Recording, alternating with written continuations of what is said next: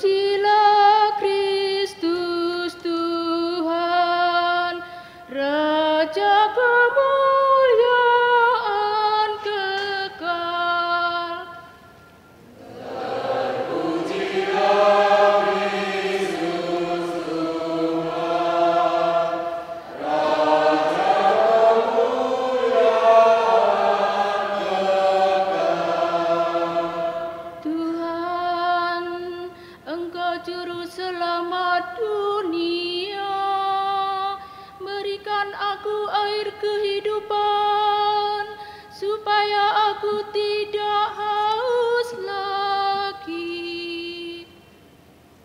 Terpujilah Kristus Tuhan, Raja kemuliaan kekal.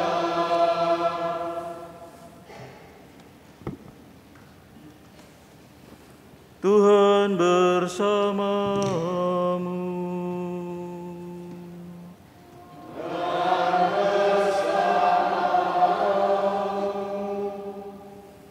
Inilah Injil suci menurut Yohanes.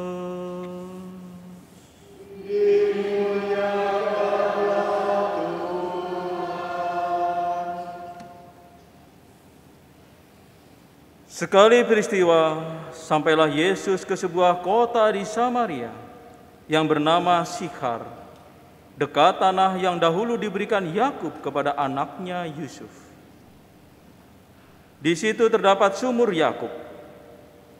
Yesus sangat letih karena perjalanan, sebab itu ia duduk di pinggir sumur itu. Hari kira-kira pukul 12, datanglah seorang perempuan Samaria hendak menimba air. Kata Yesus kepadanya, "Berilah aku minum." Sebab murid-murid Yesus telah pergi ke kota membeli makanan. Kata perempuan Samaria itu kepadanya, "Masakan engkau seorang Yahudi minta minum kepadaku seorang Samaria?" Maklumlah, orang Yahudi tidak bergaul dengan orang Samaria. Jawab Yesus kepadanya, "Jika engkau tahu tentang karunia Allah dan siapa Dia yang berkata kepadamu, 'Berilah aku minum,' niscaya engkau telah meminta kepadanya dan Ia telah memberikan kepadamu air hidup." Kata perempuan itu kepadanya, "Tuan, engkau tidak punya timba dan sumur ini amat dalam. Dari manakah engkau memperoleh air hidup itu? Apakah engkau lebih besar daripada bapa leluhur kami Yakub, yang memberikan sumur ini kepada kami, dan ia sendiri telah minum dari dalamnya, ia beserta anak-anak dan ternaknya?" Jawab Yesus kepadanya, "Siapa saja minum air ini, ia akan haus lagi.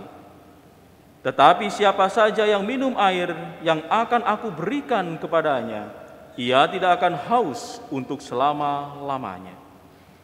Sebaliknya, air yang akan aku berikan kepadanya akan menjadi mata air di dalam dirinya, yang terus-menerus memancar sampai pada hidup yang kekal."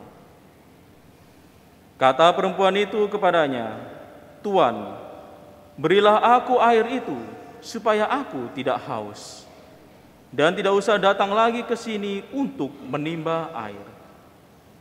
Saya kini tahu bahwa engkau seorang nabi.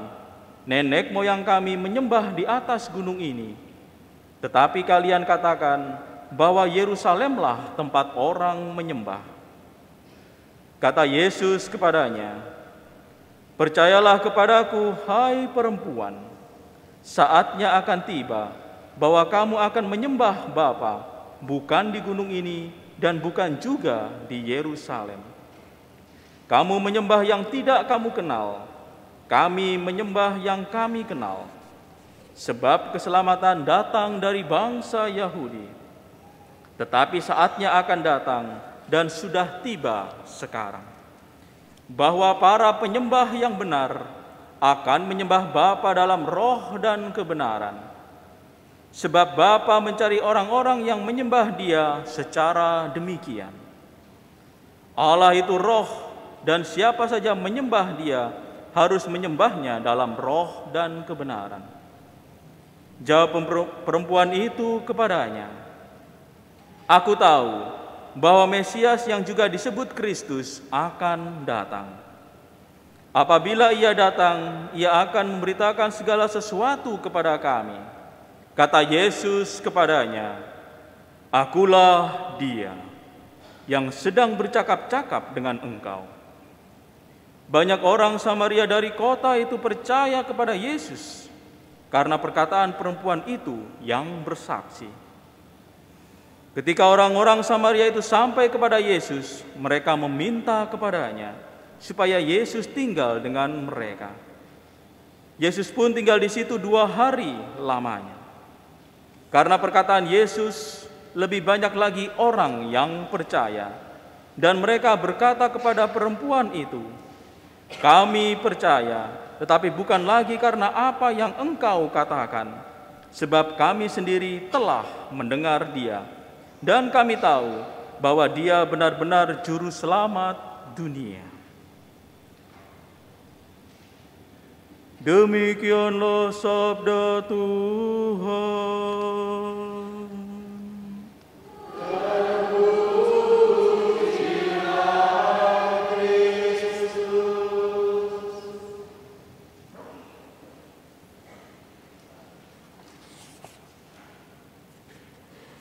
Saudara-saudari yang terkasih, Injil Yohanes hari ini mengingatkan kepada kita bahwa Yesus Kristus adalah air hidup. Namun juga setelah bab ini, yakni di bab 6, Injil Yohanes juga akan menyebutkan bahwa Yesus Kristus adalah roti hidup. Dengan demikian, bahwa Tuhan kita Yesus Kristus adalah air hidup dan roti hidup. Dan barang siapa meminum air hidup ini, ia tidak akan haus lagi. Dan barang siapa memakan roti hidup, ia akan hidup selama-lamanya. Nah, saudara-saudari yang terkasih, demikianlah bahwa tujuan hidup kita adalah terarah kepada kekudusan dan kebahagiaan kekal. Maka Allah Bapa Tuhan kita ini sungguh baik.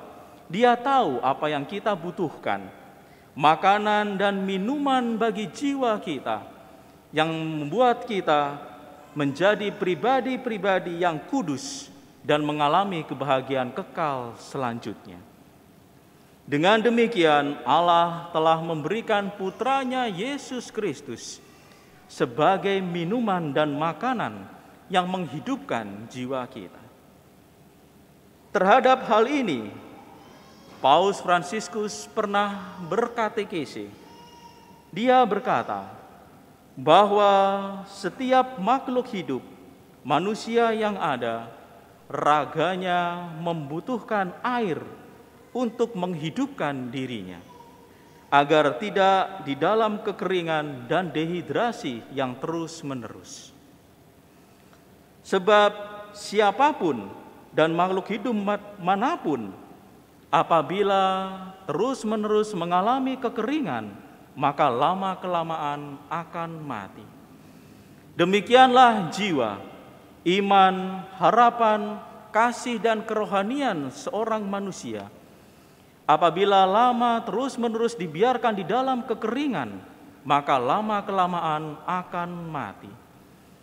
Apabila pribadi-pribadi itu, jiwanya, kerohaniannya, iman, harapan, dan kasihnya menjauh dari Tuhan dan sabda-sabdanya yang adalah air yang menghidupkan itu, menjauh terus dari dirinya, maka lama-kelamaan akan kering dan mati.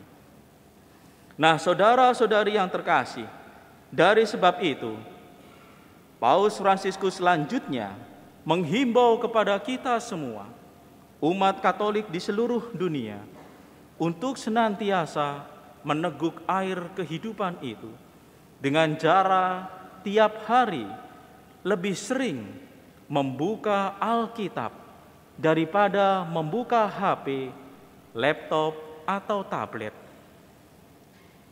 Paus Fransiskus menghimbau agar setiap hari upayakanlah hanya membaca 1 atau 2 ayat dari kitab suci saja, seperti meneguk air 1 atau 2 gelas setiap hari. Agar jiwa itu tidak mengalami kekeringan, biarkanlah ayat-ayat yang ada itu menginspirasi hidup kita, sehingga jiwa kita senantiasa mengalami kesegaran dan kesejukan setiap harinya.